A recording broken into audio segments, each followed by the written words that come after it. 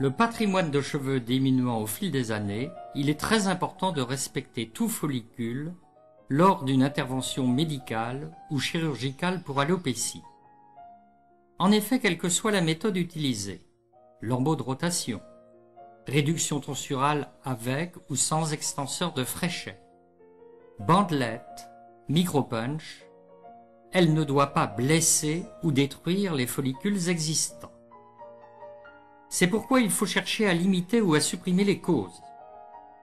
Transsection folliculaire lors de la découpe in vivo et in vitro, électrocoagulation, suture, multiplication des manipulations, déshydratation, ischémie, follicule dénudé, privé de son tissu périfolliculaire, souffrance de la microgreffe lors du placement dans une loge non adaptée à sa forme,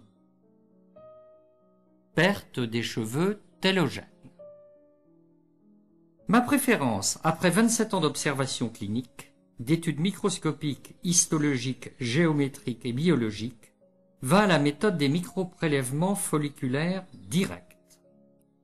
Ce sont des prélèvements cylindriques d'unités et de groupes d'unités folliculaires permettant de créer d'emblée, en un seul geste, chaque microgreffe.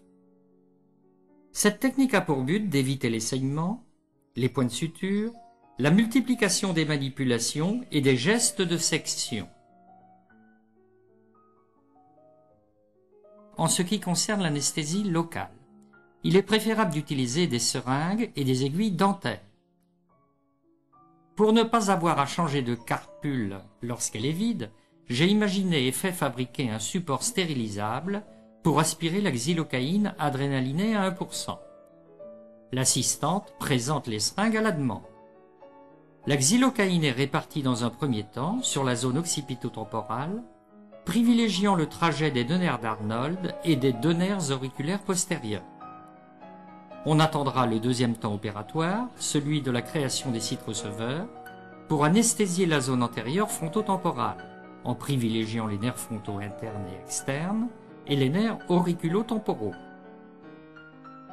La cryotumescence doit être efficace et importante. Elle a pour but de tendre au maximum le cuir chevelu et de créer une bonne hémostase. Elle s'effectue avec du sérum physiologique glacé, adrénaliné et bicarbonaté. Le sérum est injecté uniquement dans l'espace de Merkel, de façon à décoller le fascia superficialis, soulevant ainsi l'hypoderme, le derme, l'épiderme et les follicules. Pour obtenir un microgreffon parfait, il faut avoir un micropunch parfait. Le métal doit être d'excellente qualité et le tranchant parfait. L'axe du micropunch et de son support ne doit pas vriller. Après plusieurs années de recherche et de galères dans ce domaine, j'ai fini par adopter les punchs australiens de Richard Schill de Melbourne, car ils répondent à ces conditions. Ils permettent de pénétrer autour du follicule sans force d'enfoncement. La sensation doit être la même que celle d'une infirmière qui injecte aisément en intramusculaire. Bien entendu, de même que les aiguilles intramusculaires intraveineuses ou Nocor, 18 Gauss par exemple, ne sont pas rigoureusement identiques, les micropunch, même neufs, ne le sont pas non plus. L'affûteur doit être méticuleux, rigoureux, maniaque, précis. C'est un point capital, indispensable à la bonne réussite. Il peut vérifier les micropunch au microscope stéréoscopique binoculaire. Après affûtage, les micropunch reviennent pour stérilisation à la clinique. Il est indispensable d'utiliser un micromoteur parfait.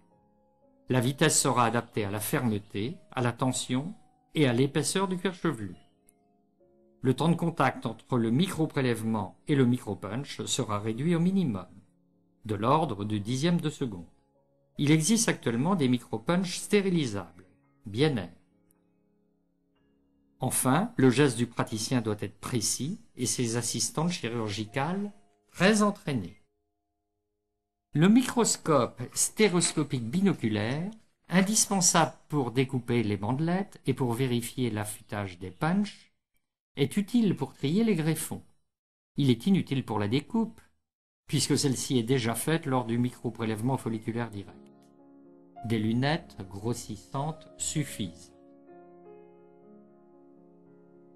Les microprélèvements pourront être pris sur plusieurs niveaux, répartis sur la zone occipito-temporale ou pariétale basse. Chaque zone de prélèvement, dont la hauteur ne dépassera jamais 1 cm, sera recouverte à la fin de l'intervention par les cheveux sous-jacents. Une plus grande surface donneuse permet une meilleure sélection des mini et des micro-prélèvements. Ainsi, il n'y a pas de déséquilibre de la zone donneuse, celle-ci se rétracte de façon progressive et homogène, les cicatrices deviennent punctiformes et pratiquement invisibles. Après plusieurs interventions, aucune zone ne sera déserte. Les micro-prélèvements seront placés dans les microloges adaptés à leur forme, c'est-à-dire cylindriques. La différence de diamètre de 0,5 mm entre le microprélèvement et la microloge permet un excellent contact direct intercellulaire sans barrière séro-hématique. Le microprélèvement, plaqué, collé de façon uniforme sur la paroi du microcyte est plus stable, évitant toute intrusion ou extrusion. Le respect du parallélisme des cheveux et de sa forme cylindrique. La réduction des traumatismes et des manipulations. L'inutilité de l'électrocoagulation et des points de suture. Le choix de chaque microgreffon et son prélèvement en un seul geste sont des avantages considérables qui expliquent l'intérêt capital de cette méthode. Les photographies à fort grossissement, des mini et des micro-prélèvements folliculaires directs de 2 mm de diamètre, de 1 mm 75, de 1 mm 50 et de 1 mm 25 prouvent que les follicules ne sont pas abîmés. Dans la méthode des microgreffes de cheveux, le praticien idéal est celui qui laisse le moins de traces dans la zone occipito-temporale, à moyen ou à long terme. Ne blesse ou ne perd aucun follicule en père et post-opératoire.